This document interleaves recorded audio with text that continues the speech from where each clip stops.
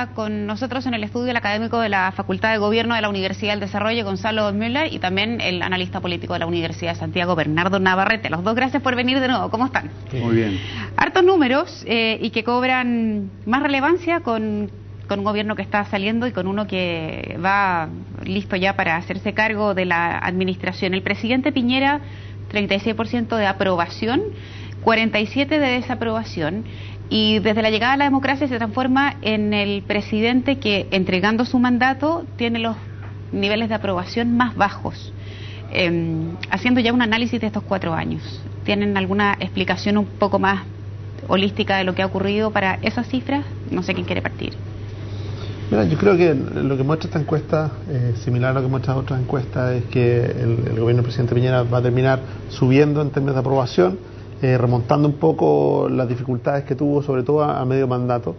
Y claro, lo que es difícil de mirar, sobre todo en esta encuesta, es las magnitudes, ¿ah? Porque 36% de aprobación, cuando uno lo compara con otras preguntas, en general 37%, por ejemplo, de expectativa de que sea mejor el gobierno de Michelle Bachelet.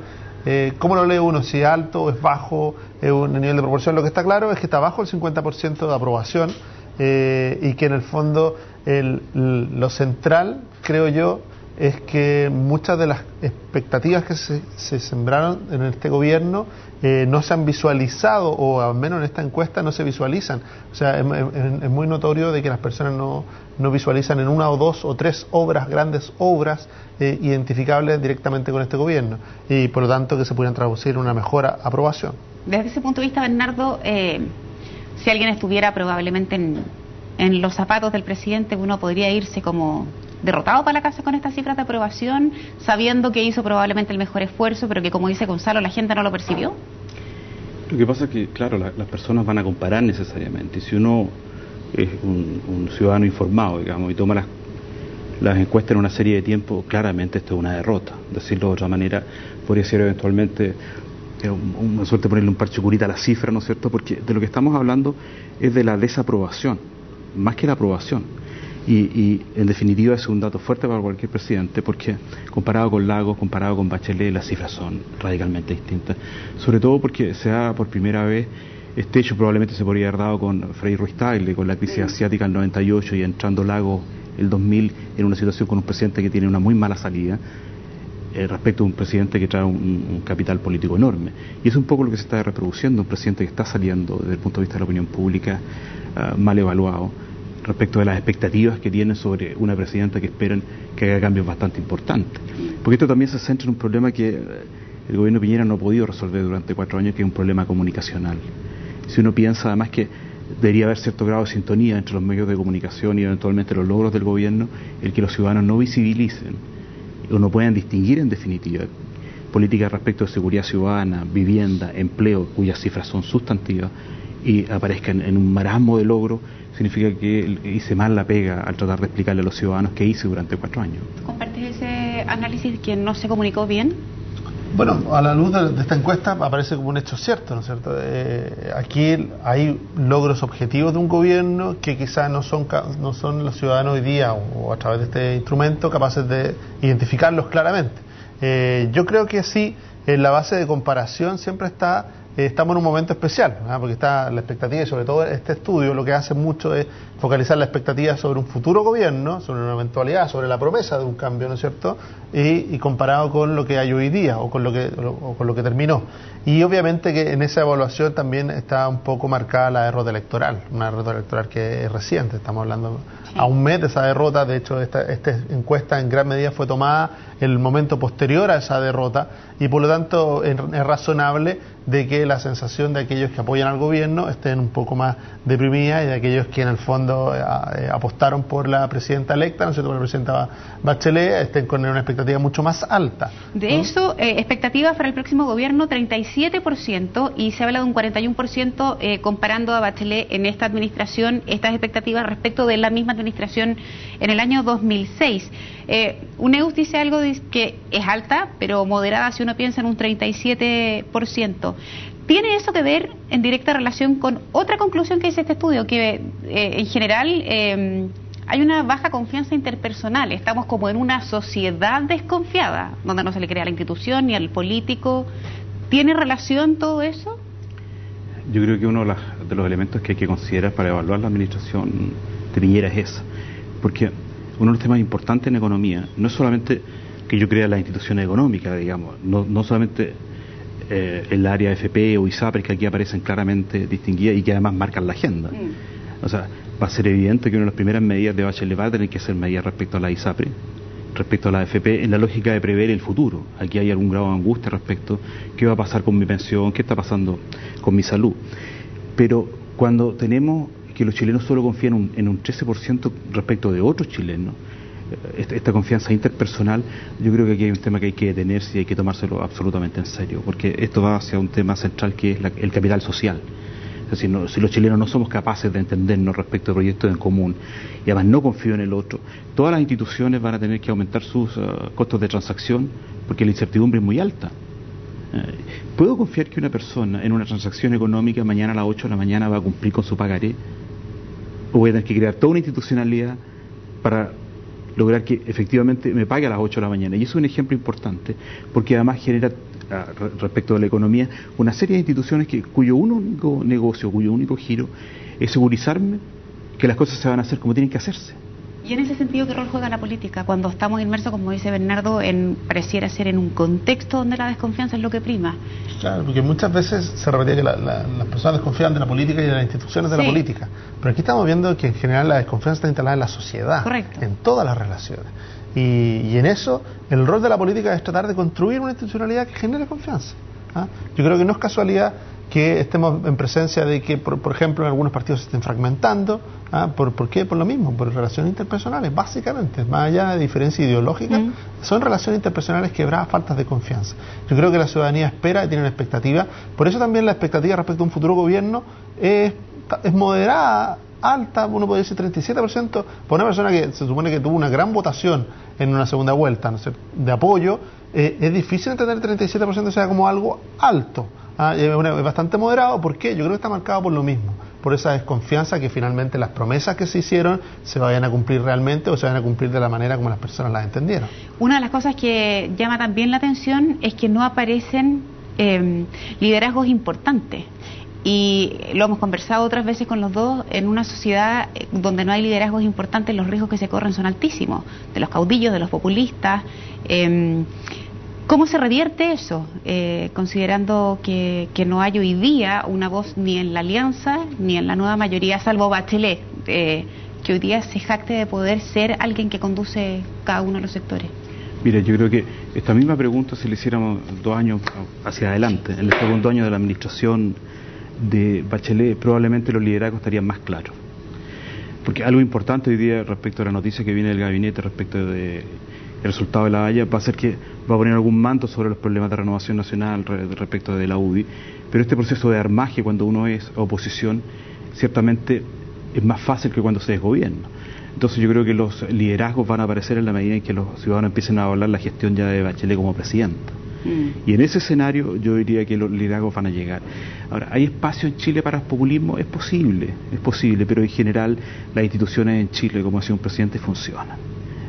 Porque piensa que si yo tomo todos estos datos que me dicen de desconfianza hacia mi vecino, de hecho, si no le creo a mi vecino, ¿por qué le voy a creer a un presidente de partido o a un presidente de la República? Pero si uno lo mira, la duda que a uno le surge, y sobre todo cuando llega un extranjero a Chile, con estos datos, ¿cómo es posible que todas las instituciones funcionen? Funcionan el Ejecutivo, el Legislativo, el Congreso, las instituciones económicas. Entonces hay también una separación que hacer, porque si nos quedáramos con el dramatismo de las cifras, nos costaría mucho explicar un país que tiene indicadores sustantivos en el contexto latinoamericano, en empleo, en inflación, etcétera. Por lo tanto, en ese contexto, las cifras no deberían generarme susto. Y yo creo que en general el populismo es un tema que la clase política chilena y los partidos en general han ido aislando, han ido marcando puntos de inflexión. Meo, por ejemplo, es muy distinto su primera campaña a su segunda campaña. Y si uno mira a los candidatos alternativos a Bachelet, en la primera vuelta sus votaciones eran mínimas. Ahora, lo que sí está claro también es que pocas veces en Chile hemos visto un liderazgo como Bachelet. Esto es, yo diría que un poco la excepción a la regla de un presidente, en este caso una presidenta, que puede volver efectivamente. Lo trató de hacer Frey. Mira, ella comparado con los otros presidentes, ella alcanza un 62% en niveles altísimos, si se compara con Lagos, con Frey, mucho más, con Patricio Aylwin y otros. Pero hay algo que me llama la atención, ella tiene altísimo liderazgo, mucha aprobación, y en su administración ocurrieron dos hechos que marcaron a esta sociedad. Uno fue el Transantiago, que ella le tocó implementarlo, salir a dar la cara por eso, y que fue un error gravísimo toda la implementación de eso. Y lo segundo fue el manejo que hubo del terremoto con el tsunami, que de alguna manera fueron dos hechos tremendamente importantes que marcaron la agenda y en algún minuto opacaron todos los buenos logros que ella había tenido. Sin embargo, pese a esos dos hechos que la complicaron en algún minuto, la gente sigue teniendo una buena percepción de ella. ¿A qué atribuyen eso? Probablemente esos mismos dos hechos a otro presidente con otro perfil le hubiera costado mucho más caro. Yo creo que en el caso del Transantiago está claro que la responsabilidad política se le atribuyó al expresidente Lagos y el costo que paga lo pagó él, digamos, no fue tanto Bachelet, más allá del desorden, más allá de todo. La manera como se enfrentó fue el expresidente Lagos. Ella pidió perdón incluso. Claro, él fue el que asumió con más fuerza el costo de esa política pública tan mal implementada y tan mal desarrollada. En el caso del terremoto quizás distinto, hay ahí un manejo, ¿por qué? Porque también estamos hablando de los últimos días de su gobierno. Entonces también era como una sensación de que no tuvo quizás la oportunidad, o la gente confía en que quizás si hubiera sido a mitad del gobierno hubiera tenido una reacción distinta posterior, aunque tardía, pero hubiera tenido una reacción distinta. Y cuando uno mira en general los liderazgos, es verdad, en el caso de Bachelet uno de los pocos liderazgos que generan confianza, y cuando en una sociedad con alto nivel de desconfianza, eso vale oro, ¿cierto? Usted es uno de los pocos liderazgos que genera confianza. Por eso cuando medimos en general a los políticos en su capacidad de generar confianza en la ciudadanía, el presidente Piñera, si bien aparece más atrás que la presidenta Bachelet, aparece también con una capacidad de generar ese tipo de confianza y se transforma así en un referente para la centroderecha, incluso mirando hacia el futuro. En el caso de Bachelet, uno pregunta, ¿existió una capacidad de renovación posterior a su gobierno? No se vio que aparecieran nuevos liderazgos y ella, bueno, fue muy exitosa en su regreso, logró ser reelegida y hoy día vuelve a entrar a la duda. El gran problema de su gobierno fue, de nuevo, no abrir el espacio a nuevos liderazgos, a nuevos estilos, porque ella tiene un estilo muy concentrado de ejercicio del poder. Lo hemos visto en estos días con el gabinete. Es un ejercicio muy concentrado, muy personalista del poder, y por lo tanto hace muy difícil la aparición de nuevas figuras o de figuras que tengan un cierto grado de autonomía, porque para que finalmente se transformen en liderazgo tienen que también demostrar cierto grado de autonomía en la opinión y en la gestión. Bernardo.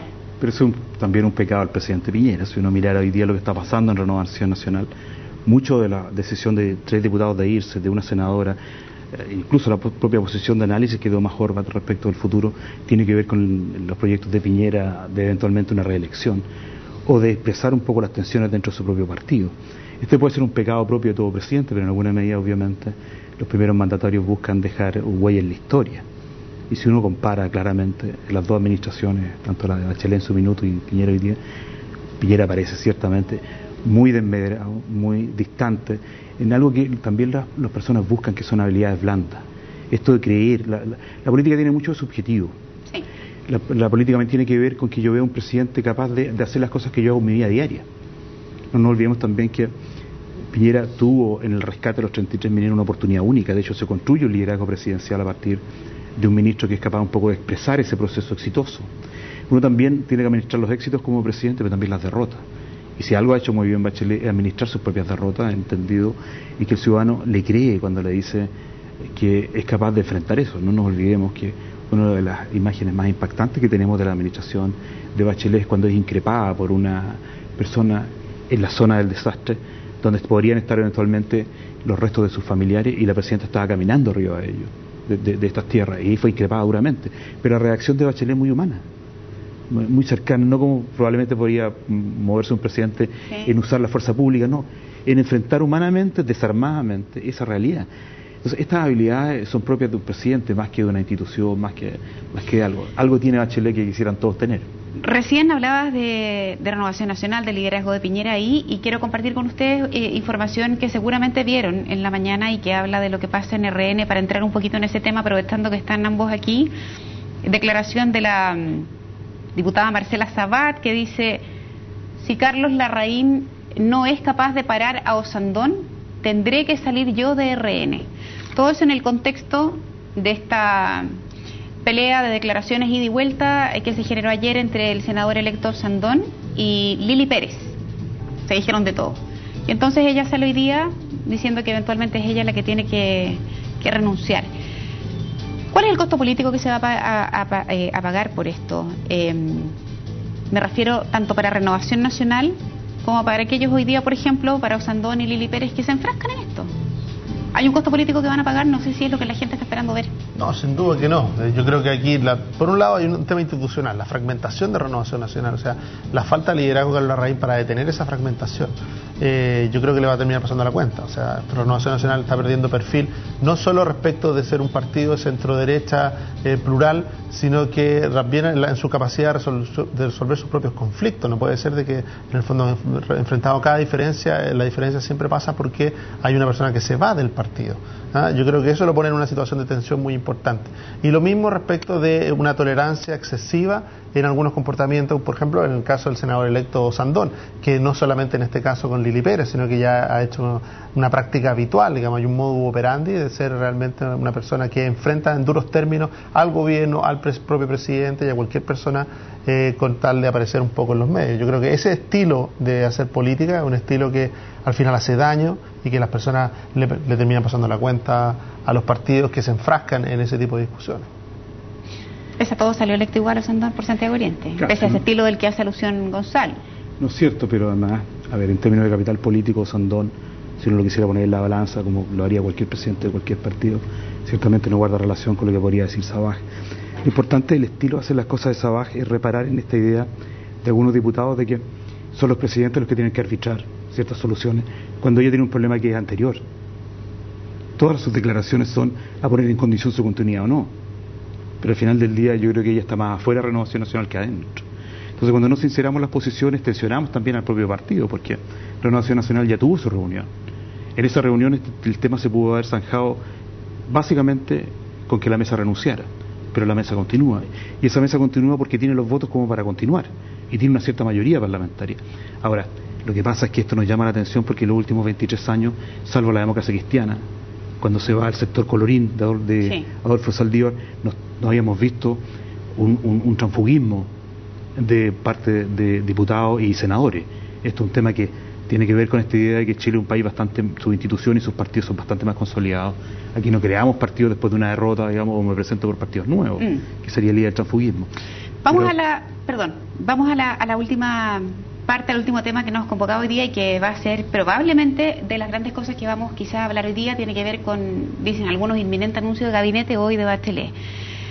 ¿Qué criterios? Ya la decisión está tomada, si no digamos que Bachelet va a estar ahora pensando quién elige. Ya la decisión seguramente la tomó, pero ustedes que están permanentemente en esto de la política, ¿con qué criterios esperarían ustedes que hubiese elegido Michelle Bachelet estos ministros que va a anunciar? En la primera administración habló de paridad de género, pero después y al corto andar tuvo que renunciar a esa idea y cambiar absolutamente ese modelo. ¿Con qué criterios esperan ustedes? Es un puzzle difícil, es un puzzle bastante difícil de armar, sobre todo porque yo creo que en su mente está primero los errores cometidos en su primer gabinete. Entonces ella, yo creo de alguna manera quiere corregir eso. ¿Eso qué implica? Que lo más probable es de que tenga un gabinete eminentemente político y que parta su diseño parte desde el Ministerio del Interior y no desde Hacienda, como lo hizo la primera vez. Si toma ese criterio, uno tendría que decir de que si parte del Ministerio de Hacienda y la democracia cristiana expresamente ha dicho que no le interesa, lo pasó muy mal en el Ministerio del Interior, en la administración anterior de Bachelet, por lo tanto que renuncia a esa posición, uno debería decir, bueno, el partido que naturalmente debiera asumir esa posición es el Partido Socialista. ¿Con qué nombre? Yo creo que hay de los nombres que se han conocido, hay nombres que tienen bastante experiencia, tienen cierta autonomía política, cierto tonelaje, y hay otros que descansan mucho en ella. Yo creo que también hay un criterio ahí. Ella es mucho de tener ministros que descansan en ella. Como ella tiene el poder político, ella tiene el peso político, y son ministros que de alguna manera interpretan su voz, pero que no tienen una autonomía suficiente. Yo creo que esa puede terminar siendo una debilidad. En lo que tiene que ver con paridad, ella misma lo atenuó, dijo que se iba a tratar de acercar a la paridad. Yo creo que es lo que se ha avanzado en Chile, no solo en su gobierno, sino que se ha dado cierta continuidad en este gobierno, y no creo que vaya a haber un retroceso en esa materia. Lo que sí, cuando uno termina de armar ese puzzle, dice, bueno, los tres principales partidos de la concertación debieran estar en la moneda, esto es el PPD, la Democracia Cristiana y el Partido Socialista. el Partido Radical y el Partido Comunista podrían estar en la moneda. Yo creo que el Partido Comunista no, pero sí el Partido Radical va a tender a estar a través de una subsecretaría, va a estar presente en lo que significa ese poder político. ¿Por qué el énfasis en la moneda y los ojos van a estar puestos ahí? Porque claramente las tareas por las cuales se piensa avanzar, tanto la reforma tributaria como la reforma de la educación, se ha puesto mucho énfasis en que van a ser reformas con una fuerte, reformas políticas de alguna manera, reformas que van a tener que pasar por el Congreso y que van a tener que ser consensuadas ampliamente y que requieren de ministros que tengan la capacidad de realizar, que tengan un compromiso con esa reforma, pero también la capacidad política y la habilidad para poder sacarla adelante. Si tú me preguntas a mí, yo creo que van a haber más canas que rostros jóvenes. ¿Por qué? Por el tipo de reformas a las cuales se está enfrentando. Bernardo, toma nota. Quiero que nos cuentes qué anotaste, a ver cuál es tu reflexión respecto a eso.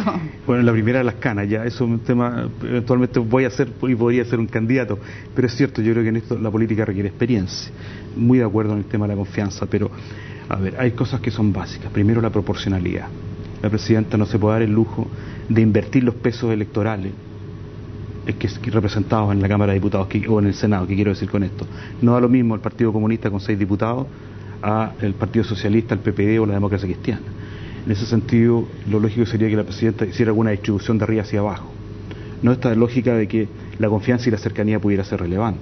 Los partidos importan sobre todo a la hora de legislar. Pues la presidenta de enfrentar un escenario de diputados y senadores bastante más díscolos que lo que ella quisiera o pudiera esperar, digamos. Y en ese sentido, algo básico de la confianza tiene que estar ponderado por la transversalidad. Si uno diría, a ver, ¿quién sería un buen ministro secretario general de la presidencia y gran negociador en el Congreso? Ciertamente Escalona. Contra toda la poca popularidad y toda la poca confianza, descrédito que podría tener y haber perdido una elección senatorial, para muchos, como articulador de consenso, como lo fue en su minuto en el Senado, con Longueira, por ejemplo, frente a situaciones muy desastrosas. Tiene respeto a sus pares. Claramente, ese capital es clave, porque yo no necesito probablemente como presidente a alguien que me sea muy cercano, muy fiel y que me tenga mucho afecto. Ojalá fuera así. Mi problema es que tengo una agenda muy corta de 50 medidas en las cuales necesito personas creíbles, de trabajo rápido, que la presidenta puede asumir los costos de los nombramientos por cierta particular antipatía que pueda tener un diputado en estas bajas de confianza. Pero la confianza puede ser un tremendo error, y yo creo que uno de los errores de Piñera fue mantener a su ministro del Interior más de 3 años, porque se transforma más bien en un hombre preocupado de la seguridad y no en ejercer un liderazgo político de coordinación.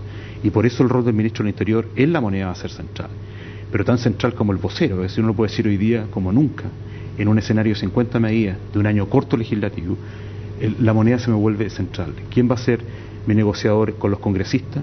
¿Quién va a ser mi negociador y mi cara a la opinión pública? Y quién políticamente va a ser transversal es clave. Bernardo, pero si tú me dices que los partidos políticos son fundamentales, pero yo escucho a un Osvaldo Andrade que dice, mire, nosotros miramos para el texto, no hemos entregado listas, la presidenta es la única que decide y ella tomará facultades para ver a quién nombra. ¿Le creen de verdad ustedes a Osvaldo Andrade, o de verdad que la presidenta no haya considerado lo suficiente a los partidos políticos para tomar esas decisiones? Hay cosas que se dicen y que está bien, son parte de las cosas que hay que decir. La presidenta tiene toda la libertad para nombrar a quien quiera. ¿Es verdad? No, es verdad, estamos hablando. Tiene que haber un equilibrio de poderes, los 3 partidos principales tienen que estar representados en la moneda, tiene que haber, además, si la Democracia Cristiana dijo que no al Ministerio del Interior, tendrá que estar o en la SECPRED o en la vocería. Entonces, hay obviamente que no está toda la libertad, a pesar de que la decisión última siempre va a ser, obviamente, de la presidenta. Cuando el presidente de un partido dice, mira, nosotros no hemos enviado ninguna lista, nosotros no hemos hecho nada, mira, si no es el partido que propone, en el caso de la Democracia Cristiana ha sido bastante más sincera la posición, ¿no es cierto? En ese caso el presidente del Partido Demócrata Cristiano, Ignacio Booker, el senador dijo, nosotros esperamos que se mantenga la proporcionalidad, un poco lo que dice Bernardo, ¿no es cierto? Un 30% de la administración Bachelet debiera estar en manos de la Democracia Cristiana. Ella verá dónde, en qué manera. Y también de que quien encabeza la lista, ¿no es cierto?, de la Democracia Cristiana en estos ministeriables, el diputado Jorge Burgos, ¿no es cierto?, de lo que estamos conversando, un hombre que tiene canas suficientes, experiencia política, un manejo, sería un gran express, un gran ministro del Interior, tiene la utilidad, pero también está en una lista y es el número 1 y encabeza en la lista de la Democracia Cristiana. Entonces, tratar de negar la realidad me parece que un poco transparente. Lo que sí es aceptar de que finalmente se ganó con una coalición, se hizo mucho énfasis en esa coalición, y esa coalición tiene que estar representada naturalmente en el gobierno, incluye el Partido Comunista, incluye la Democracia Cristiana y todos los partidos que formaron parte de esa coalición. Bernardo. Ahora, y lo clave que no lo podemos olvidar también es que el Partido Socialista es la cabeza de la presidenta, es el partido de apoyo, ella milita, y por lo tanto desde los años 90 a la fecha, los últimos 23 años, los partidos de la Concertación saben que tener dentro de sus militantes al presidente o a la presidenta de la República tiene un costo político, y eso se mide en cargos. O sea, el Partido Socialista ya sabía en inicio de que tenía que entregar más cargos de los que estaría dispuesto o quisiera hacer. Yo le creo cuando me dice, claro, no le hemos dado nada, pero ciertamente aquí también hay que usar variables informales. Aquí la presidenta se reunió con todos los senadores de la nueva mayoría, y a mí no me queda duda que cada senador insinuó, se coordinó y presentó nombres, que es un tema ya más complejo porque no estamos saltando la estructura de los partidos en términos de base y locales. Lo que no quisiéramos es ver una administración Bachelet conflictuada con los militantes de los partidos por la sobrerepresentación de la estructura de diputados y senadores. En eso yo creo que la presidenta tiene que buscar ciertos equilibrios en términos de que todos se vean representados y todos puedan ser escuchados. ¿Repetirse el plato en algunos casos? Yo creo que en eso, al igual que la paridad, está bastante matizado. O sea, ni vamos a tener paridad 50-50 porque fue algo que terminó siendo una camisa de fuerza en el gobierno anterior, provocó problemas. Yo creo que no lo va a repetir ahora. Lo mismo, esta de no repetirse el plato, que una frase que la ha perseguido a ella mucho tiempo, la va a seguir persiguiendo, porque obviamente que van a haber ministros que ya fueron ministros, de los nombres que suenan. Hay varios que ya ejercieron cargo o en su propio gobierno o en gobiernos anteriores de la Concertación. Cuando estábamos hablando de experiencia política, esa experiencia política está en aquellos que ya han gobernado, lo más probable, y que por lo tanto se vuelvan a repetir o se roten en cargos distintos. Se mencionaba el nombre de ex ministros de Hacienda, que ahora podrían ser ministros de Educación o ministros del Interior, como Nicolás Izaguirre. Se nombraba el propio José Miguel Insulza, el propio Ricardo Solari. O sea, van apareciendo más o menos los rostros tradicionales, y eso tiene mucho que ver también con la expectativa. Ella tiene que tratar de mantener un equilibrio donde, a pesar de tener que recurrir a esa experiencia, pueda decir de que hay ciertos nombres nuevos, y pueda visualizarlos, pero no asumirlo como un criterio obligatorio, porque si no, de nuevo, va a ser un nuevo fracaso, así como fue lo de la paridad. Y en el caso de los partidos, ella también tiene que aprender. O sea, yo creo que es una lección que ella le está dando vuelta, de que en su primer gabinete prescindió mucho de los partidos. Ella venía con la teoría del gobierno ciudadano y prescindió mucho de los partidos. Mucha gente que nombró de los partidos no los nombró con la aprobación o con el apoyo de los partidos, y por lo tanto no eran fieles representantes de los mismos, y eso le trajo duras consecuencias. Nos recordemos que el fenómeno de los díscolos aparece en el Congreso básicamente en su gobierno. Bernardo. Ahora, nadie se jubila en política. La política es una de las pocas profesiones en las cuales uno las puede extender infinitamente hasta la muerte. Y si la presidenta se repite el plato, ¿por qué yo no? En ese escenario, si un político cree hoy día que es necesario estar en el gabinete y hay que tener la visibilidad, incluso alguien podría pensar, si yo tengo problemas de liderazgo, cualquier presidente de partido puede decir en definitivo, váyase a un ministerio. Uno puede construir liderazgos presidenciales en un ministerio, como ministro, subsecretario, sabiendo manejar bien su cartera. Lagos lo demostró de forma magistral, Bachelet también. Por lo tanto, esta inversión de repetirse el plato no es solamente en términos de acompañar a una presidenta, aquí sino que ahora, yo puedo construir una carrera presidencial. Y el problema de Bachelet va a ser ordenar en marzo, señores, a ver qué es primero: la agenda legislativa de mi gobierno o su campaña para eventualmente reemplazarme. Pero si la presidenta se repitió el plato, yo también puedo. Bien, a los dos, muchísimas gracias por esta extensa conversación. Había harto tema que tocar, así que a los dos, muchísimas gracias por estos minutos. Que tengan una buena jornada. Gracias por la invitación. Chao, chao. Vamos a ir a un corte, nosotros 2 minutos nos separan de las 11.